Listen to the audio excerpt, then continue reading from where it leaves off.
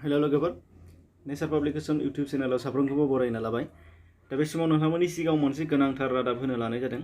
दा बे जाबाय नोंथांमोना नुनो मोनगोन जे जों बयबोआनो गावबागावनि रां एबा धोनखौ दोनथुमनो थाखाय जोङो बेंकआव एकाउन्ट खुलियो आरो जमा दोनो आरो बेखौ नांगौ समाव जोङो गोसोबादि एटिएमनि गेजेरजों दिहुननानै लायो।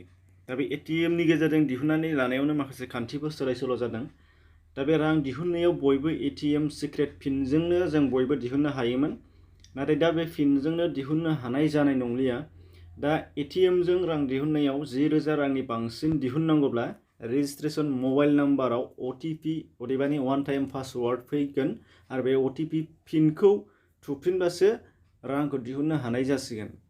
दा बेखायनो बे खान्थिखौ खालामदों दा फार्स्ट हिसाबै स्टेट बैंक अफ इन्डिया एबा एसबिआइ खालामग्रोदों आरो बिथांमोनाबो 10,000 रांनि खमसिनब्ला बे पिन नाम्बारखौ एबा बेबादि ओटिपि थाङालासेनो सिगांनि बायदिनो बख'नो हागोन आरो बेखौ 18 सेप्तेम्बरनिफ्राय खालामनाय जादों।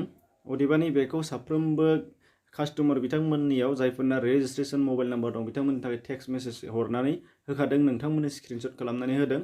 दा बेहाय गुबुन गुबुन बेंकफोरा बेखौ खालामथ'वाखै, ओंखायनो जायफोरना रेजिस्ट्रेशन नङा बिथांमोननिसिम मेसेज थांनाय नङा, बेखायनो बिथांमोननिसिम बेखौ बुंनाय जादों, खिन्थानानै होनाय जाबाय।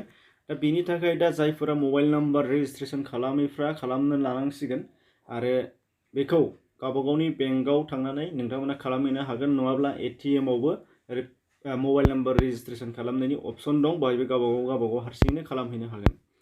दा बेखौनो नोंथांमोननि सिगाङाव फोरमायनाय जादोंमोन। गोसो होनो गोनाङा बे गुबुन गुबुन बेंकफोरा बे खान्थिखौ फोसावथ'वाखै आरो भिडिअखौ नोंथांमोना गोनो गोथो मोनदोंब्ला खेबसे खोनासंफिनबावब्लानो जाबाय। एसेनोसै, गोजोन्थों।